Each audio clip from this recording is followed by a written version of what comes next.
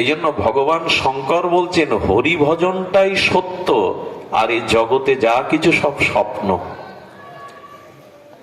কিন্তু আমরা তো উল্টে নিয়েছি, সংসারটাকেই সত্য ভেবেছি, ঈশ্বরটাকে মাঝে মাঝে স্মরণ করি। এই জন্য যার জীবনে ভগবত ভজন শুরু হয়নি, শুভারম্ভ হয়নি, জীবনে ভজন আসেনি, এই জীবন দুঃখ থেকে তিনি নিষ্কৃতি পেতে পারেন না। দুঃখের মূল কারণ পুনর্জন্ম। পুনরপি মাতৃগর্ভে জন্ম নেওয়াই হলো দুঃখের কারণ। আমরা মাতৃগর্ভে যদি না আসতাম, আমাদের এই কর্মফল ভোগ করতে হতো না, জরা মৃত্যু ব্যাধি ভোগ করতে হতো না। এই জন্য শঙ্কর বলছেন দুঃখ মানে এই জগতের দুঃখ না, এই যে পুনঃ পুনঃ জন্ম মৃত্যু চক্রে আবর্তন হওয়া। ভগবান শঙ্করের শরণ নিলে, তার আরাধনা করলে, হরিভজন করলে দুঃখ সমূহ দূর হয়। কোন দুঃখ? তাকে আর পুনঃ পুনঃ জন্ম মৃত্যু চক্রে আসতে হয় না, তাকে আর প্রারব্ধ কর্মফল ভোগ করতে হয় না। ভজত অখিল দুঃখ, ভজত অখিল দুঃখ সমহরণম প্রণমামি শিবম শিব কল্পতরুম। ভগবান শঙ্করের জীবনে কেবল দুটি কাজ, একটি হরি কথা কীর্তন করা, আর ভগবানের নামকেই সর্বদা স্মরণ করা। এই জন্য আজ এমন এক পাবনী তিথিতে আমরা হরিকথা শুনতে বসে ভাগবত ভগবান শঙ্করের একটা পরিচয় দিয়েছে। আজ ভগবান শঙ্করের মহিমা ছাড়া অন্য কথা আসবে না। আপনাদের একটুখানি বলি, এই জগৎ স্বপ্ন। এই জন্য দেখুন, পশু পাখিদের আহার নিদ্রা মৈথুন আদি আছে, মৃত্যু আছে। ওটা যদি আমারও থাকে তাহলে পার্থক্য কি? পার্থক্য এই, পশু পাখিরা ভোগজনী, ভজনজনী নয়, তারা ভজন করতে পারে না। তা আমার জীবনেও যদি ভজন না থাকে, হরি ভজন না থাকে, তাহলে পশুর সাথে আমার সব কটি বিষয়ে মিল আছে। আহারে, নিদ্রায়, মৈথুনে তাদেরও সন্তানাদি হয়, আমাদেরও হয়, তাদেরও জরা মৃত্যু ব্যাধিগ্রস্ত হয়, আমরাও হই। শুধু পার্থক্য, পশুরা হরিভজন করতে পারে না। মানুষ বিবেকশীল, বিবেকে প্রধান, এই জন্য সে ভজন করতে পারে। আচ্ছা, কারো নৌকা পেল, বড় নৌকা পেল, ভালো মাঝি পেল, কিন্তু ওপারে যেতে পারল না, সে দুর্ভাগা, সে ভাগ্যহীন। তেমন আমরা গুরুরূপ মাঝি পেলাম, এই দেহরূপ তরণী পেলাম, কিন্তু সংসার সাগর পাড়ি দিতে পারলাম না, ডুবে মরলাম। এর থেকে ব্যর্থতা আর কি আছে? যার কাছে নৌকা আছে, মাঝি আছে, অথচ ওপারে যেতে পারছে না, ডুবে মরছে, এর থেকে হতভাগ্য জগতে কে আছে? গুরুরূপ কান্ডারি পেলাম, দেহরূপ নৌকা পেলাম, অথচ সেই নৌকায় উঠে মৃত্যুর ওপারে যাওয়ার চেষ্টা করলাম না। এর থেকে বড় ব্যর্থতার কি আছে? আর আমরা তো সেই ব্যর্থতার কবলে পড়ে গেছি। পার হওয়ার চেষ্টা আমাদের নাই। ভবসাগর তারণ কারণ হে যতই গাই, পার হওয়ার চেষ্টা কোথায়? দেখবেন প্রায়শ মানুষ একটা প্রার্থনা করে যজ্ঞে, স্তুতিতে, ওম সর্বে ভবন্তু সুখিনঃ সর্বে সন্তু নিরাময়া। আমার প্রশ্ন, আমরা প্রত্যেক দিন উচ্চারণ করি, হয়তো অনেকেই করেন যে জগতের সকলেই সুখী হোক, কিন্তু সুখী হয় কি করে তা বলেন তাকে। আচ্ছা, এই যে আমরা বলি জগতের সকলে সুখী হোক, হয়তো সকলে সুখী? যিনি বলছেন তিনিও সুখী হন তো? সুখ কিসে হয় তা বলে না, বলে সবাই সুখী হোক। সর্বে সন্তু নিরাময়া, কেউ যেন ব্যাধি ভোগ, রোগ ভোগ না করে। তো রোগ ভোগ করতে হবে না সেই বিধানটা আমরা জানি তো, না শুধু মুখে বললেই, প্রার্থনা করলেই হয়ে যায়, সুখী হওয়া যায়, নিরোগী হওয়া যায়?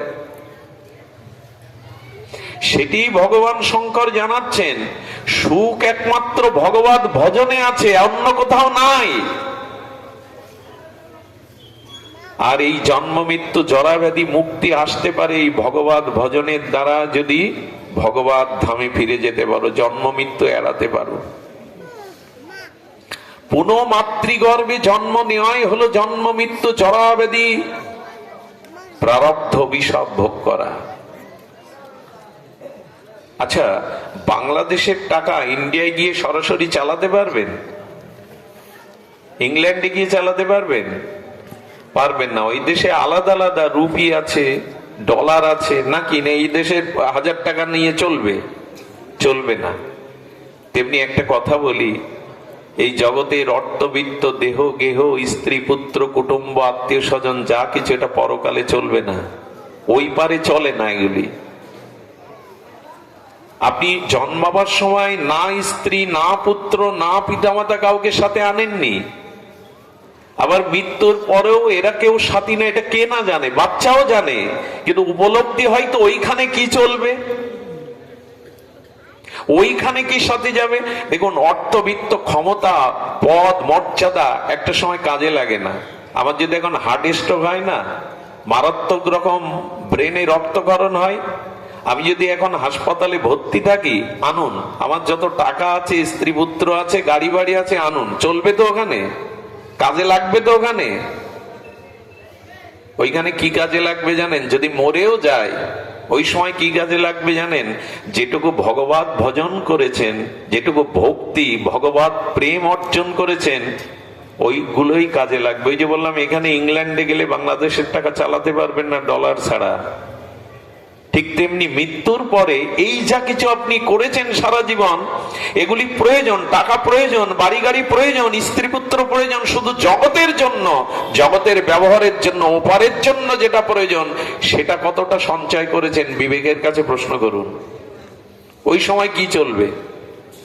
লতা মঙ্গেশকর বোম্বের সব থেকে নামি মায়াবতী হাসপাতালে সম্ভবত ভর্তি, চেয়ারে হুইল চেয়ার আছে, বসতে পারছেন না, 23টা গাড়ি আছে, গাড়িতে উঠতে পারছেন না, আলিশান বাংলো বাড়ি আছে, বাড়িতে ফিরে যেতে পারছেন না, প্রিয়জন সামনে মুখ দিয়ে কথা বলতে পারছেন না, যিনি সারা জীবন সঙ্গীতের তরঙ্গে ভাসিয়েছেন বিশ্বকে।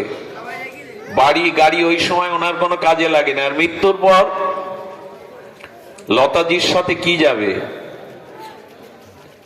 আপনার আমার সাথে ওই পারে কি চলবে? এই টাকা চলবে না। বিদেশে গেলে এই টাকা চলবে না। তেমনি পরপরে যেটি চলবে, যেটু কতটুকু ভগবত ভজন করেছেন, কতটুকু প্রেম ভক্তি অর্জন করেছেন, ওইটাই পরকালে চলবে। তাতে কতটুকু সঞ্চয় আছে আমাদের। সৎ হরি ভজন বিনু সব স্বপ্না। শিব ঠাকুর বলছেন, জগৎ স্বপ্নময়, জগতের প্রয়োজন আছে, অর্থবিত্ত কুটুম্ব আত্মীয়র প্রয়োজন আছে, কিন্তু পরকালে যেটি প্রয়োজন সেটিও যে প্রয়োজন, এটা আগে অনুভব করো। ভাগবতে শঙ্করকে কি বলছেন? আজকে তো শিব তত্ত্বেরই দিন। নিম্ন গানাং যত গঙ্গা দেবনাম অচ্যুত যথা। ভাগবত ভগবান শঙ্করের পরিচয় দিচ্ছেন। বৈষ্ণবানাং যথাসম্ভ পুরাণা মিদাং তথা। 18 পুরাণের মধ্যে শ্রেষ্ঠ হলো শ্রীমৎ ভাগবত মহাপুরাণ। প্রবাহমান স্রোতস্বিনী নদীর মধ্যে শ্রেষ্ঠ গঙ্গা।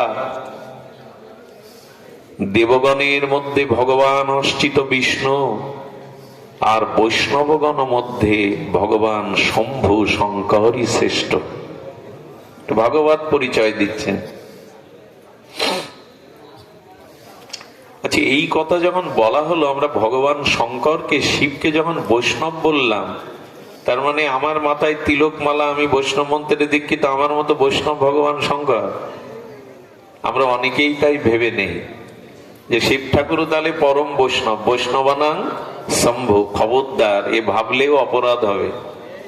আপনার আমার মতো বৈষ্ণব শঙ্কর? বৈষ্ণবানাং যত সম্ভব মানে এই ভেবে বসবেন না যে আমাদের মতোই একজন বৈষ্ণব নন উনি। দ্বাদশ ভাগবতের মধ্যে অন্যতম মুখ্য হলো এই ভগবান শঙ্কর। দ্বাদশ ভাগবতের মধ্যে অন্যতম শিবজি। আরো শুনুন, ভগবানের স্বভাব প্রভাব গুণ শীল মহিমা কোনো ভেদ নাই। স্বয়ং স্বয়ম্ভু পূর্ণ ব্রহ্ম ভগবানের সাথে ভগবান শঙ্করের গুণ লীলা শীল প্রভাব মহিমাতে কোনো ভেদ নাই। দুধ থেকে দই হলো, জল থেকে হলো কি, তেল থেকে হলো কি, কিসের থেকে হলো? দুধ থেকেই হলো। তত্ত্ব তো দুধ, কিন্তু দইটা আলাদা। তেমনি তত্ত্ব তো অখণ্ড এক পরম ব্রহ্ম, শিব রূপে ব্রহ্মা রূপে বিভাজন হয়েছেন, একই তত্ত্ব তারা। এই জন্য ভগবান শঙ্করকে কখনো এই আমাদের মতো তিনি বৈষ্ণব এরকম সিদ্ধান্ত যদি নেন অপরাধী হয়ে যাবেন। শিব তত্ত্ব সাধারণ নয়। আপনাদের মনে আছে সমুদ্র মন্থনে যে বিষ উঠেছিল, কালকূট বিষ, ওখানে বিষ্ণু দাঁড়িয়েছিলেন, ব্রহ্মা দাঁড়িয়েছিলেন, দেবতারাও দাঁড়িয়েছিলেন। ওই বিষে যখন পৃথিবী প্রলয় ধ্বংস কবলিত, কেউ এগিয়ে আসেনি। ভগবান শঙ্করের মতো জীবকল্যাণে আর কেউ নয় আমাদের সামনে, উনি কালকূট বিষটা কণ্ঠে ধারণ করলেন। এই জন্য শিব ঠাকুরের শব্দের, শিব শব্দের অর্থই হলো মঙ্গল, কল্যাণ। জীবের মতো এত কল্যাণ অন্য কোনো ভগবান ভাবেননি। আমি ব্যাস আসনেই বসে বলছি, অভিন্ন ভগবান, কিন্তু শিব ঠাকুরের মতো জীবকল্যাণের কথা আর কোনো ভগবান, এইটার প্রমাণ। বিষ কেউ নেয় সংসারে? সবাই ওখানে অপেক্ষা করে আছে লক্ষ্মী কখন উঠবে, ঐরবত কখন উঠবে, অমৃত কখন উঠবে, কিন্তু আগে বিষ। শঙ্কর জগতে জানালেন এ সংসারে অমৃত আছে, লক্ষ্মীও আছে, সেটা তলে। আগে তো বিষ গ্রহণ করতে শেখো, আগে কষ্ট, আগে যন্ত্রণা, আগে দুঃখকে বরণ করে নিতে শেখো, তবেই আনন্দ পাবে। যারা দুঃখকে এড়িয়ে যেতে চায় তারা অমৃত পায় না। আচ্ছা, একটা মজার জিনিস, এত কালকূট বিষ তুমি হলাহল পান করলে তো তোমার কণ্ঠে বেঁধে গেল কেন, বুকে গেল না কেন?